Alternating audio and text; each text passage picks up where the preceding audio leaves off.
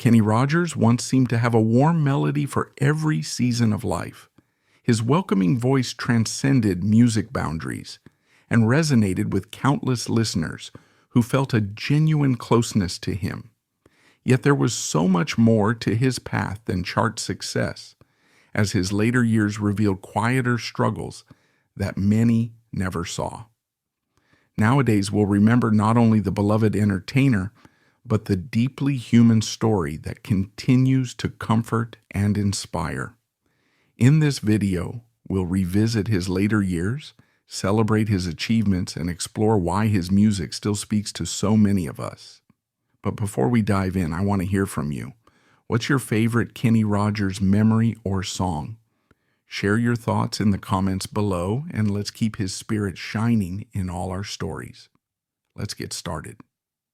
Born Kenneth Ray Rogers on August 21, 1938, in Houston, Texas, he grew up in a modest part of Houston, sharing a crowded home with 7 siblings. The family's financial strain shaped his youth, imparting a first-hand understanding of hardship. In those cramped quarters, music was an affordable escape, whether it was gospel tunes from neighbors or radio broadcasts of early honky-tonk. People who knew him back then say he had a captivating stage presence from an early age, even if all he had was a single guitar and an unwavering desire to connect with an audience. He found early success with doo-wop and jazz-tinged groups in the late 1950s and early 1960s, stepping away from the pure country environment that might have otherwise consumed him. This decision was somewhat unusual for a Texan singer with deep Southern roots, but Kenny had realized that genre boundaries were often more about marketing than music. Friends from Houston recall that he was drawn to any sound that could stir an emotional reaction. He didn't limit himself to the twang of rural roadhouses. This mindset helped him join the First Edition in 1967, a group known for crossing lines between rock, folk, and pop. Their success with Just Dropped In to See What Condition My Condition Was In gave him a taste of fame, but it also taught him that a unique voice and persona carried more longevity than fleeting hits.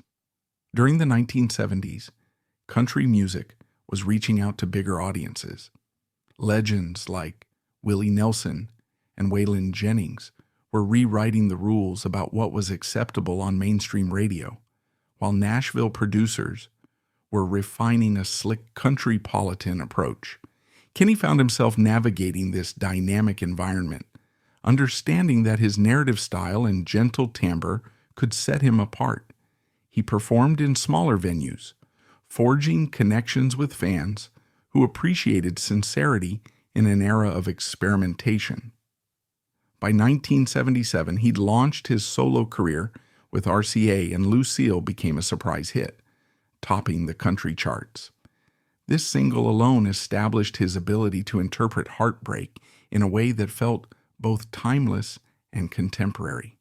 His voice was approachable, neither growing nor high-pitched, settling somewhere in a warm middle register that suggested fatherly reassurance. Despite Lucille winning him accolades, it was 1978's The Gambler that redefined his trajectory. Written by Don Schlitz, the track delivered a life philosophy disguised as a gambling metaphor. Older fans who'd grown up hearing old-school cowboy ballads found themselves enthralled by a tune that offered practical wisdom: know when to hold 'em, know when to fold 'em. The song soared on both country and pop charts, selling millions and earning him a Grammy for Best Male Country Vocal Performance. It then spawned a TV movie franchise in which Kenny starred as Brady Hawks, an itinerant gambler who acted as a mentor figure. The TV films, though simple in production value, connected with a wide audience craving storylines about old-fashioned honor and personal redemption. This visibility extended Kenny's brand beyond the stage, a savvy move that deepened his resonance with family audiences. At that point, a new phenomenon took shape. City folks, suburban families, and even pop fans who typically avoided country couldn't ignore Kenny's hits. This wave encouraged record labels to push for more crossover tunes, leading to his 1979 collaboration with producers Lionel Richie on Lady, which soared on the pop charts. Some purists argued he was diluting country's roots. Kenny responded that story-driven songs belonged to no single genre and that his mission was to reach as many listeners as possible. The commercial returns validated his approach. By 1980, he was arguably the biggest star in country music, bridging multiple demographics in a manner reminiscent of Dolly Parton or Glenn Campbell. The early 1980s saw more ambitious ventures. In 1983, he teamed up with Dolly Parton for Islands in the Stream, composed by the Bee Gees. This single climbed to the top of the Billboard Hot 100, a rare achievement for a supposed country act at the time, and it proved that synergy between strong personalities could smash genre walls. Dolly's bright, playful voice contrasted with Kenny's smoother, laid-back delivery. Both older and younger audiences fell in love with the track, which radio stations played incessantly. The synergy between them was so electric that people often assumed they were romantically involved, though both repeatedly denied it, affirming it was a close friendship. This was perhaps the pinnacle of his cross-genre success. At once country enough for core fans and pop enough to lead mainstream radio. He wasn't just a singer at that point. He was an American cultural fixture. In 1984, he released an underrated gem, What About Me?, a collaborative single with James Ingram and Kim Carnes. Though overshadowed by his bigger hits, it demonstrated that Kenny loved weaving multiple voices together. This track never soared as high as Islands in the Stream, but critics appreciated the sophisticated arrangement, a hint at his growing confidence in bridging multiple musical backgrounds. Meanwhile, his star image continued to blossom. From cameo appearances on primetime TV specials to sold-out world tours, his face and beard became emblematic of safe, uplifting entertainment that entire families could enjoy. Many fans recall the 1990s Kenny Rogers Roasters chain, launched alongside former KFC executive John Y. Brown Jr. The brand specialized in wood-fired rotisserie chicken, aligning with a homely, family-oriented image reminiscent of Kenny's persona. A comedic highlight, the chain was featured in a memorable Seinfeld episode, embedding it into 1990s pop culture. While the chain eventually shuttered in the U.S., though it still exists overseas, it revealed Kenny's willingness to extend his brand into everyday American life. He explained in interviews that he saw it as a business that combined nourishment with a sense of communal dining, mirroring how music fosters togetherness. He also nurtured a less publicized passion for photography. He took black and white portraits of rural towns, scenic highways, and everyday people he met on tour. In the mid-1980s, he curated these photos into a limited edition book, Your Friends and Mine, which he sold primarily at concerts. It wasn't a major commercial success, but it was deeply personal, capturing the same empathy that anchored his music.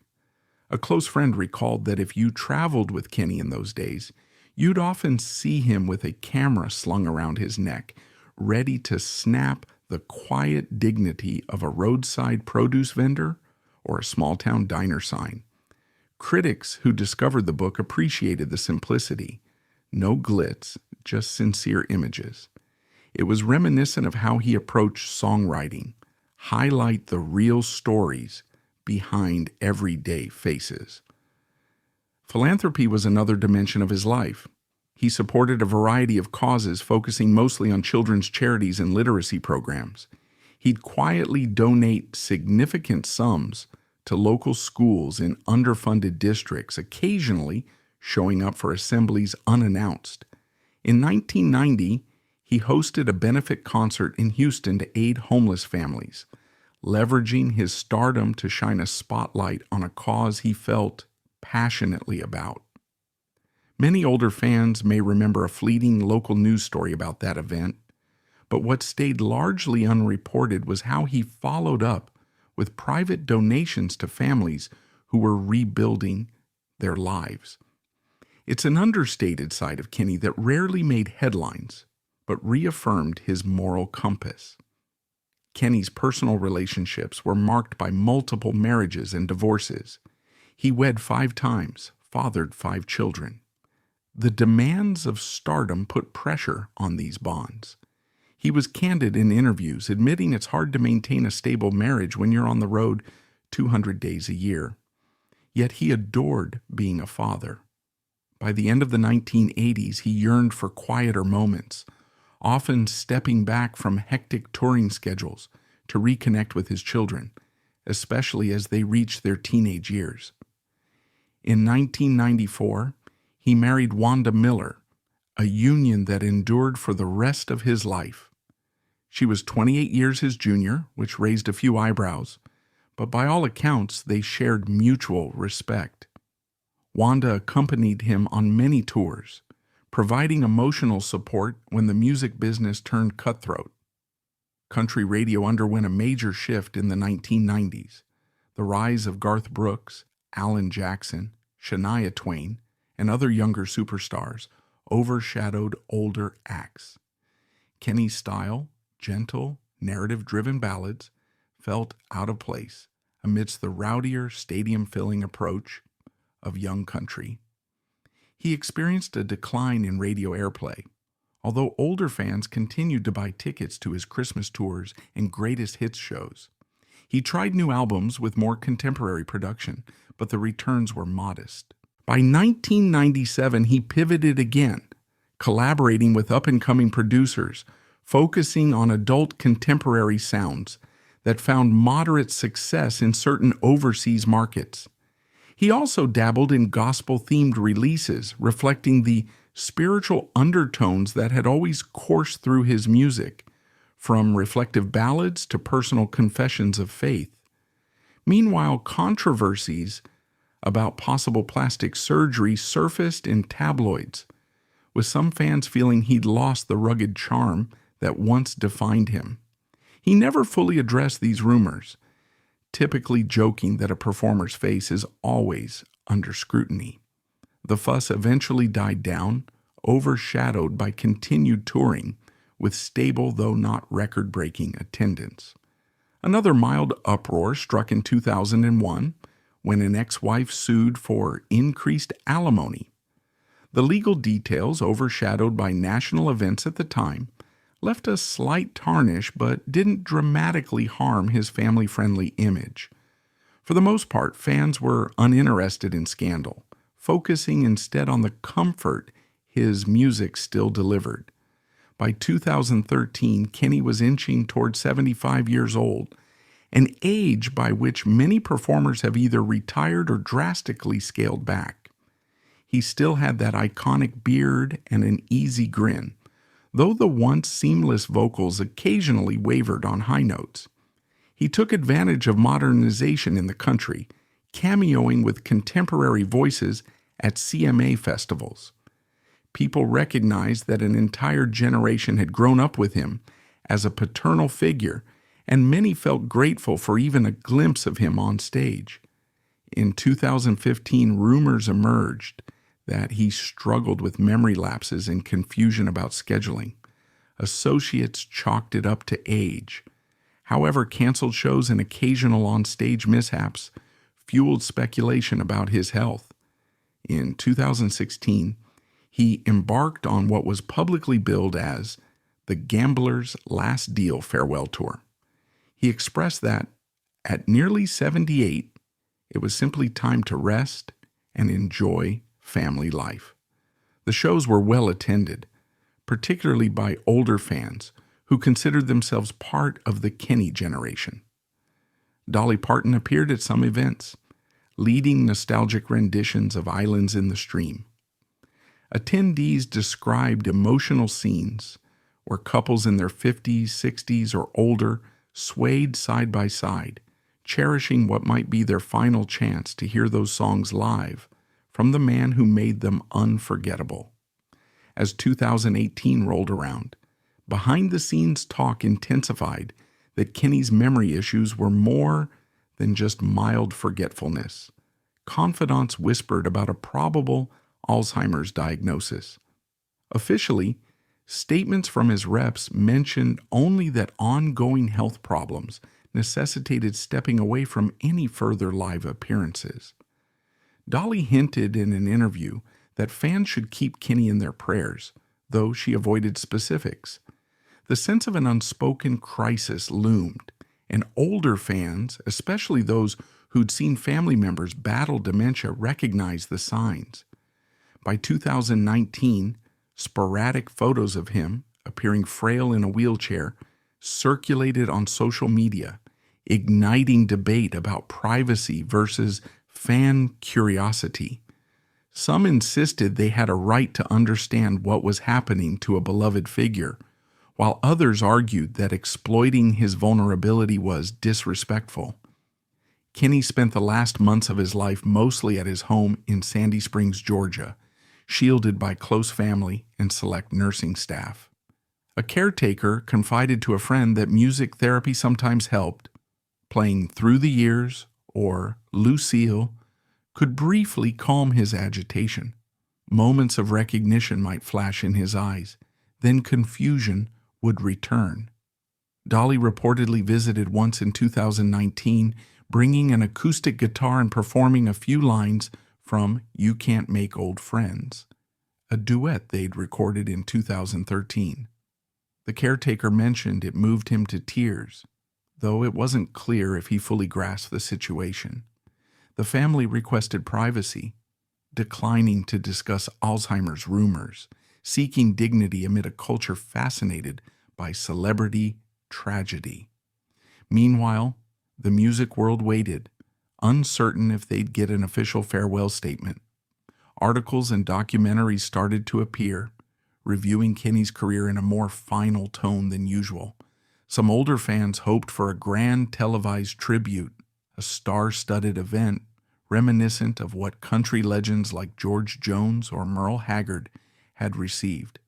But circumstances never aligned. Critics suggest the hush might have partially stemmed from the cognitively debilitating nature of his condition.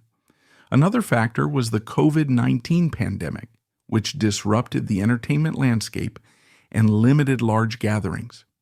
In the end, the man whose shows had once filled arenas spent his final stage of life in a quiet living room with intermittent caretaker visits.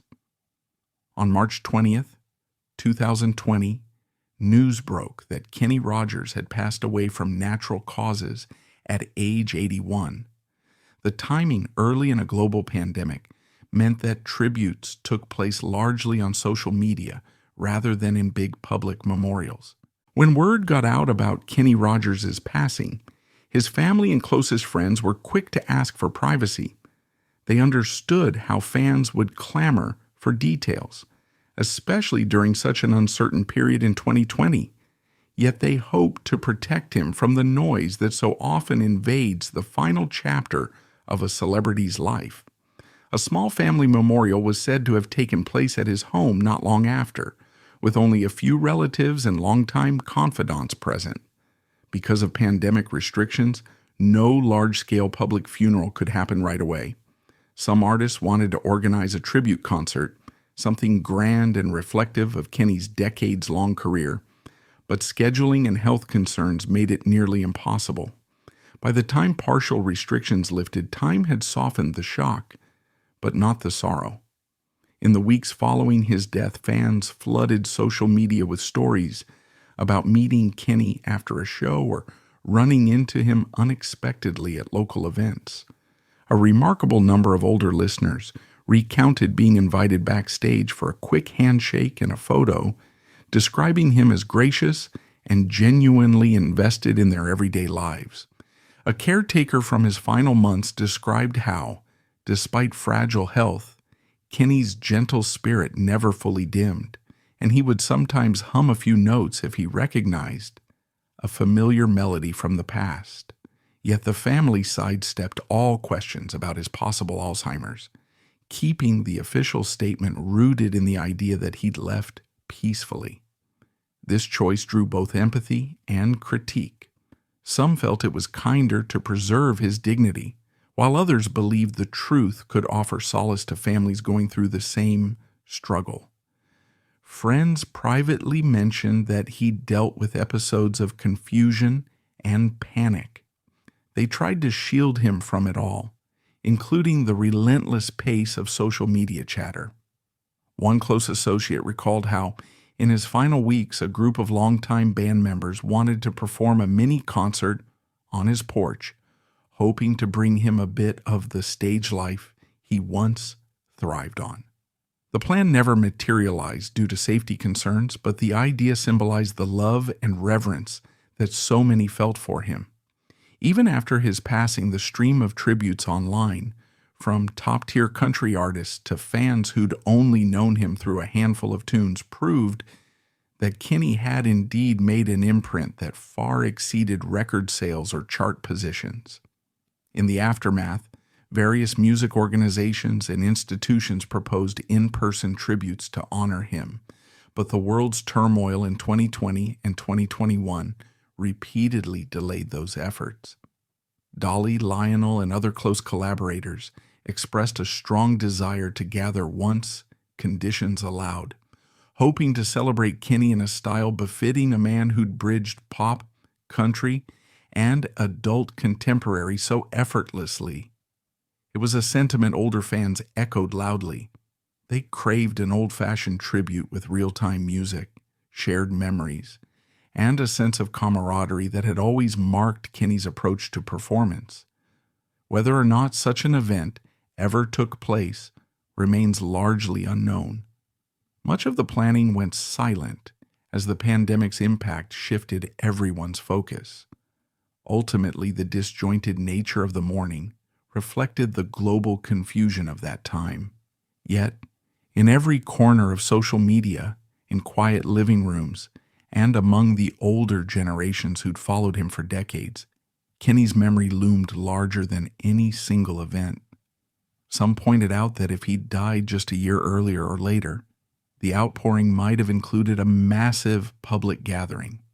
As it stood, the wave of online stories and tributes became its own form of collective remembrance, an intimate vigil without a central stage, existing wherever fans could log in to share. For those who'd cherished him, the knowledge that Alzheimer's likely factored into his final days added an extra tinge of heartbreak. You'd see older listeners in comment sections recalling relatives who'd walked the same path, forming a community of compassion. While official statements kept the exact details vague, the quiet confirmations behind the scenes spoke volumes about the struggle he faced. Still, the cause did little to diminish the warmth people felt for him. It only deepened the respect for a man whose artistry lasted into his 8th decade, even as he fought a battle he couldn't fully name in public.